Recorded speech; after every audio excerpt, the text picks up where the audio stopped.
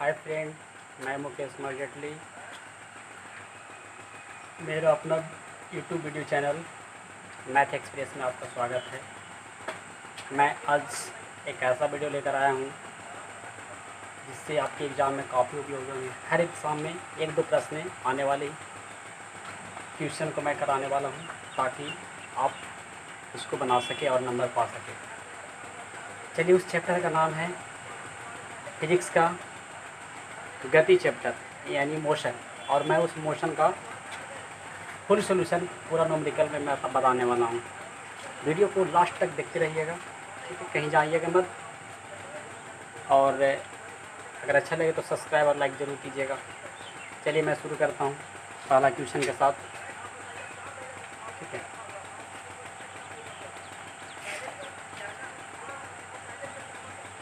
पहला क्वेश्चन है, एक वस्तु 16 मीटर की दूरी 4 सेकंड में 16 मीटर की दूरी 4 सेकंड में 16 मीटर की दूरी 4 सेकंड में जाती है। दूसरा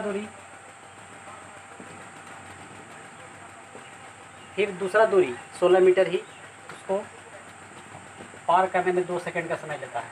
कहने का मतलब एक रास्ता है, कहता है कि उस रास्ते पे एक व्यक्ति चलता है तो 16 मीटर की दूरी 4 सेकंड में चलता है, फिर अगला जो 16 मीटर की दूरी 2 सेकंड में चलता है। तो पूछा है कि इसका कुल औसत चाल ज्ञात करें। तो कुल औसत चाल निकालने के लिए उसका फार्मूला इस्तेमाल करना होगा। उस फार्मूले का नाम है, लिख दीजिए,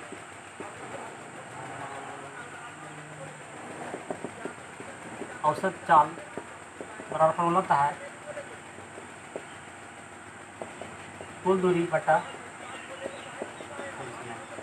मतलब औसत चाल निकालने के लिए क्या करना होता है कि कुल दूरी बटा कुल समय का फार्मूला इस्तेमाल करना होगा। चलिए मैं लिखता हूँ कुल दूरी। तो कुल दूरी कितना हो गया? 16 + 16। कुल समय मतलब 4 × 2 = 6, मतलब 4 16 16 कितना हो गया? 32। 4 × 2 = 6। इसको काटते हैं, सोल्व करेंगे। 6 × 5 = 30, एक 0 देंगे, 6 × 18, काट चुके हैं। मतलब काटने के बाद इतना आएगा इस औसत चाल, 5.33 मीटर पर सेकेंड। चलिए, आपका ये फार्मूला याद रखिएगा, ये काफ़ी इम्पोर्टेंट है। औसत चाल निकालने के लिए क्या करेंगे? कुल दूरी और कुल समय से भागा देंगे तो आंसर आ जाएगा। चलिए क्वेश्चन नंबर 2। क्वेश्चन नंबर 2 क्या कहता है? किसी यात्रा शुरू होते समय कार का ऑडोमीटर, जब कोई कार में बैठता है तो उसका ऑडोमीटर में जो है 2000 किलोमीटर प्रदर्शित करता है। कहने का मतलब है कि जब बस रुकती है तो उसका ऑडोमीटर 2000 प्रदर्शित करती है। ऑडोमीटर क्या होता है कि जब आप किसी बस पे या किसी ऑटो पे जाते हैं तो ऑडोमीटर क्या करता है ना कि वो डिस्टेंस, दूरी को मापता है कि वो व्यक्ति कितना दूरी तक गया, ठीक है? वही ऑडोमीटर क्या करता है, जब बैठता है तो 2000 था, ठीक है? तो जब बैठता है तो कितना था? 2000। जब उसकी यात्रा समाप्त होती है तो 2400 किलोमीटर प्रदर्शित करता है। यदि इस यात्रा में 8 घंटे लगते हैं तो कार की औसत चाल ज्ञात करें। और ये जो निकालना है किलोमीटर पर घंटा में निकालना है और मीटर पर सेकंड में निकालना है। चलिए मैं शुरू करता हूँ फिर से। जब व्यक्ति कार पर बैठता है तो उसका ऑडोमीटर कितना बताता है? उसका ऑडोमीटर बताता है 2000 किलोमीटर। जब यात्रा समाप्त होती है,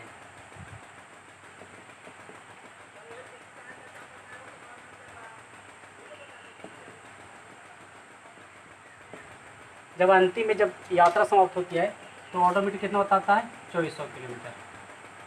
टाइम कितना लगता है उसे? समय लगता है उसे कुल 8 घंटे। उसे कुल 8 घंटे लगते हैं। तो मैं ये देखना चाहता हूँ कि वह व्यक्ति कितना दूरी तय किया, ठीक है? तो क्या करना पड़ेगा? माइनस करना पड़ेगा कि कुल कितना दूरी तय किया।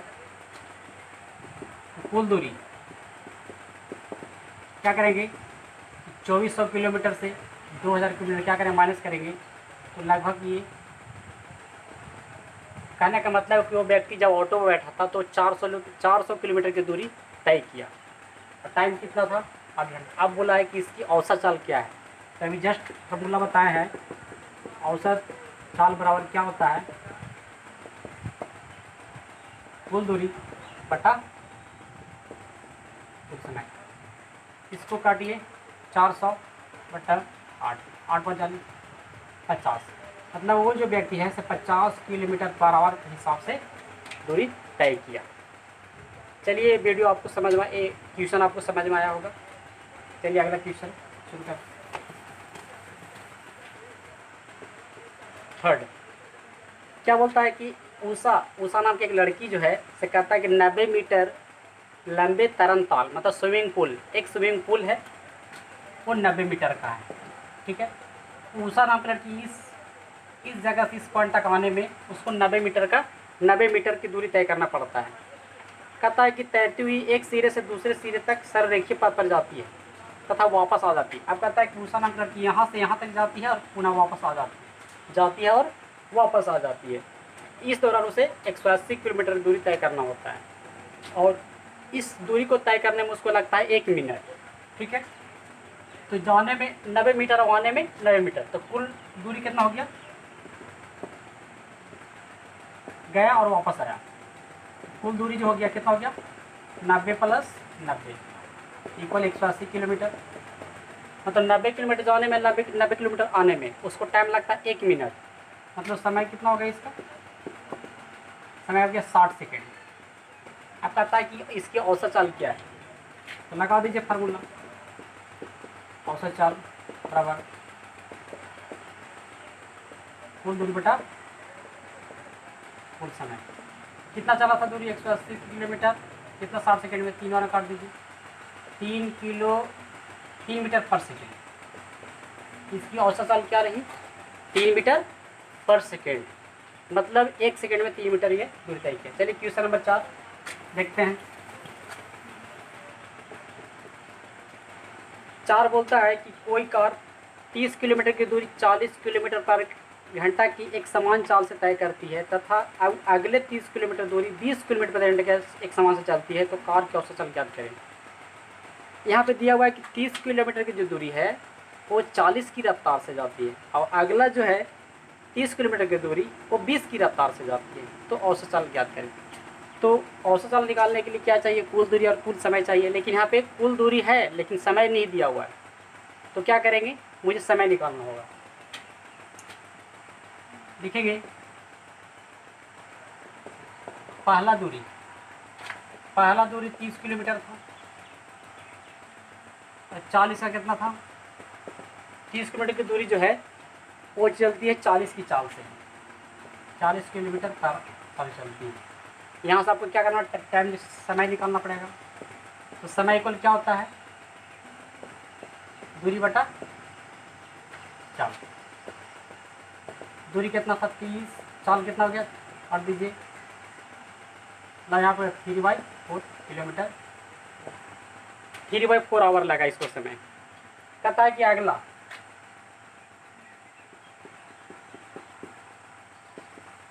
दूसरा 30 किलोमीटर की दूरी, उसका अगला रफ्तार था 20 की रफ्तार से चला,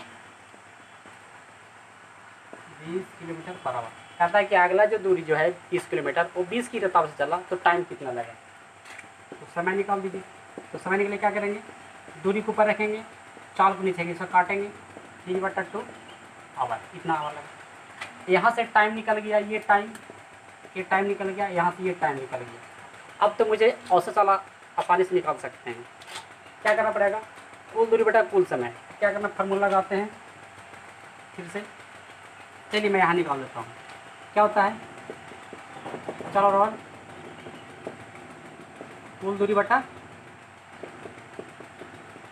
कुल समय। कुल दूरी क्या हो गया, 30 किलोमीटर यहाँ, 30 किलोमीटर यहाँ, तो टोटल हो गया 30 + 30। कुल समय 3/4 और 3/2, 3/4 + 3/2। चलिए इसको ऐड करेंगे, कितना आएगा 60, और नीचे भी इसको ऐड करेंगे, एलसीएम लेंगे तो कितना आएगा, इसका आएगा एलसीएम लेने से 4 हो जाएगा, 3, 6, तो लगभग कितना का 60/6 ऊपर में 4 जाकर काट दीजिए इसको। 3 9 20 किया 60, 20 4 80/3 सब काटिएगा। 3 दूनी 6, 2 बचेगा, 3 6 18, फिर 3 9 मीटर किलोमीटर पर आवर। इसकी औसत चाल निकलेगा कितना? 26.6 किलोमीटर पर आवर इसकी औसत चाल रहा है। चलिए प्रश्न आपको समझ में आ गया होगा। नेक्स्ट क्वेश्चन देखते हैं।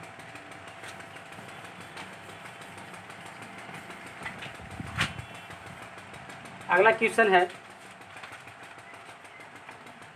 कोई बस 150 किलोमीटर की दूरी, कोई व्यक्ति जो है 150 किलोमीटर की दूरी जो है में से उसमें से पहले 30 किलोमीटर की दूरी 30 की चाल से, कुल दूरी क्वेश्चन 5 है, कुल दूरी कितना है? 150 किलोमीटर। 150 किलोमीटर में इसको 2 बार करके चलता है। एक तो पहले 30 किलोमीटर चलेगा, पहला दूरी 30 किलोमीटर। 150 किलोमीटर में 30 किलोमीटर की दूरी जो है वो चलता है 30 की रफ्तार से, 30 की रफ्तार से चलती है। तो समय कितना लगेगा यहाँ पे? समय लगेगा यहाँ पे 30/30 काटेंगे यहाँ पर 1 आवर। मतलब इसको सॉल्यूशन करने के बाद समय मेरा कितना है? 1 आवर लगेगा। ठीक है। अब कहता है इसका कुल औसत चाल दिया हुआ है, कुल औसत चाल, कुल औसत चाल 50 किलोमीटर पर आवर दिया हुआ है। कुल दूरी है और कुल औसत चाल दिया हुआ है। तो यहाँ से मैं पूरा टाइम निकाल लेता हूँ। कुल समय, तो कुल समय निकालने का क्या क्या करना पड़ेगा? तो 150 ऊपर रखेंगे, 50 को नीचे रखना पड़ेगा, इसको काटेंगे 3 आवर। कहने का मतलब है कि अगर वह व्यक्ति अगर 150 किलोमीटर दूरी को अगर तय करता 50 की रफ्तार से, तो टाइम कितना लगता? 3 आवर। कहता 150 किलोमीटर में 30 किलोमीटर की दूरी 30 की चाल से चलता है तो उसको 1 घंटा लगता है। तो टाइम कितना बचा? शेष समय 2 आवर। अब कहता है कि जो दूरी शेष बच गया 120 किलोमीटर वो शेष टाइम में चलेगा। तो बोलता है कि लास्ट में कितना की चाल से चला। चाल और क्या होगा? शेष दूरी, तो 150 में 30 घटा देंगे और ये 2 यहाँ पर आ जाएगा, 120/2 60 किलोमीटर पर आवर। मेरा कहने का मतलब है कि 150 किलोमीटर की दूरी में 30 किलोमीटर तो चल चुका था, तो बचा कितना? 120 किलोमीटर। तो 120 लिख दिए। अब कहता है कि टोटल टाइम जो लगा था 3 घंटा लगा था, 3 आवर लगा था, 3 आवर। उसमें से 1 आवर तो चल चुका था, तो बचा कितना? 2 आवर। अब 2 आवर से डिवाइड करेंगे दूरी में, तो बाकी जो उसका चाल निकलेगा वो लास्ट में चला होगा। वही मेरा आंसर होगा।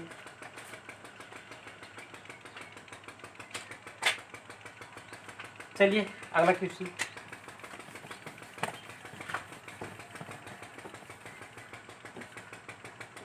क्वेश्चन नंबर 6 क्या कहता है कि विरामावस्था से सीधी सड़क पर साइकिल चलाना शुरू कर राहुल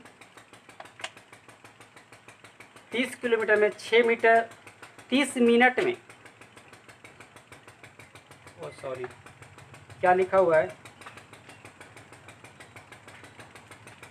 हाँ, विरामावस्था से सीधी सड़क पर साइकिल चलाना शुरू कर राहुल ने 30 सेकंड में 6 मीटर पर सेकंड का वेग प्राप्त करता है तथा वह इस प्रकार ब्रेक लगाता है कि साइकिल का वेग अगले 5 सेकंड में 4 मीटर पर सेकंड हो जाता है। तो दोनों स्थितियों में साइकिल का त्वरण ज्ञात करें। ठीक है। पहले क्या करता है कि एक लड़का है, वो पहले बिल्कुल स्थिर रहता है, विरामावस्था में रहता है। फिर कहता है वो जब साइकिल चलाना शुरू करता है तो 30 सेकंड में उसकी जो चाल है 6 मीटर पर सेकंड हो जाता है।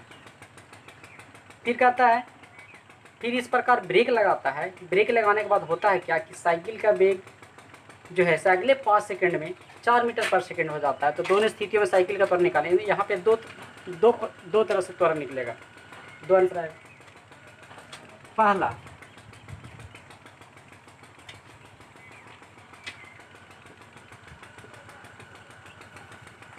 पहली स्थिति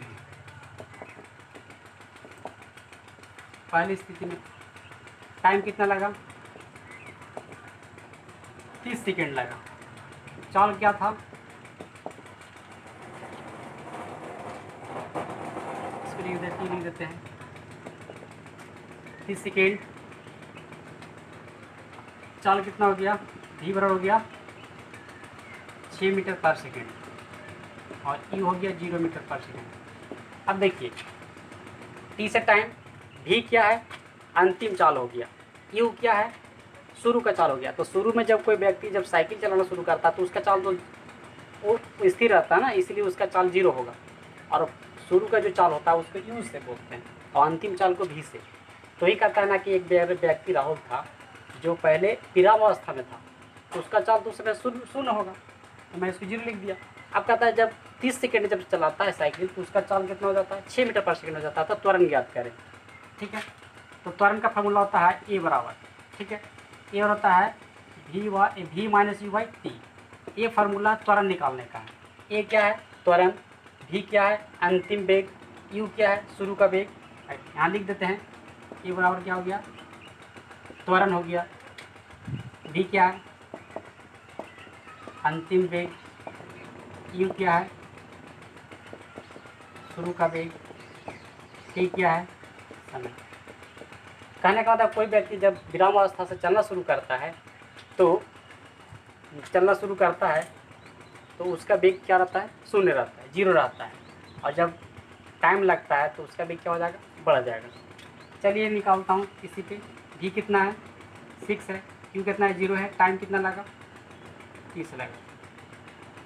इसको सोल्यूशन करेंगे तो 6/30 मतलब 1/5 एंड 0.2 मीटर पर सेकेंड स्क्वायर। और याद रखिएगा त्वरण का इकाई मात्रक होता है मीटर पर सेकेंड स्क्वायर होता है। ये पहली स्थिति में था। चलिए मैं दूसरी स्थिति में निकाल कर दिखाता हूँ।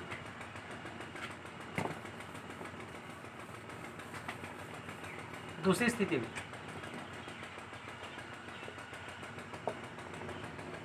में क्या था टाइम, दूसरी स्थिति में बताया था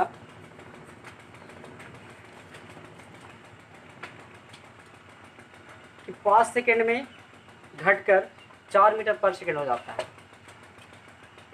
तो घटेगा, ब्रेक लगाया तो साइकिल का तो चाल तो घटेगा था ना, पहले 6 था अब कितना हो गया 4 हो गया।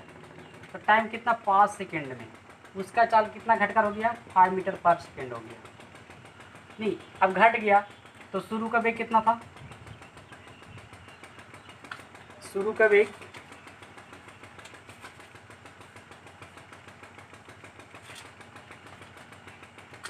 कितना हो गया, अंतिम वेग कितना आ गया 6 से घसा कर कितना आ गया 4 आ गया, ठीक है। और ये हो गया 6 मीटर पर सेकेंड, 6 से 4 हो गया। कहने का मतलब कि अब पहला उसका वेग 6 हो गया, अब अंतिम वेग कितना गया 4 हो गया। आप बोला त्वरण निकाले, v minus you by T क्या होगा 6 माइनस 4/5 2/5 4 मीटर पर सेकेंड। ओ सॉरी पहले यहाँ पे 4 होगा -6/5 -2/5, इसको काटेंगे 0.4 मीटर पर सेकेंड स्क्वायर। ये माइनस में, अगर त्वरण अगर माइनस में आता है तो इसका मतलब समझ लीजिए कि वह गाड़ी क्या हो रही है, स्लो हो रही है। पहले फास्ट चल रही थी, अब क्या हो रही है, बिल्कुल स्लो चल रही है। त्वरण यही बताता है। त्वरण ऋणात्मक भी हो सकता है, धनात्मक भी होता है और शून्य भी होता है। धनात्मक कब होगी, जब कोई गाड़ी चलना शुरू करती है, जब वह उसकी रफ्तार बढ़ जाती है तो उसका त्वरण पॉजिटिव होता है। जब किसी भी कार की चाल अगर घट जाएगा तो उस समय उसका त्वरण माइनस में जाएगा। अगर एक चाल से जा रहा है ऑटोमेटिक, हमेशा हर जगह एक ही समान चाल से जा रहा है, उसकी चाल में कोई परिवर्तन नहीं हो रहा, तो उसका त्वरण क्या होगी, शून्य होगी। चलिए इस मोशन गति का अगला क्वेश्चन नेक्स्ट वीडियो में लेकर आएंगे। आज तक बस यही।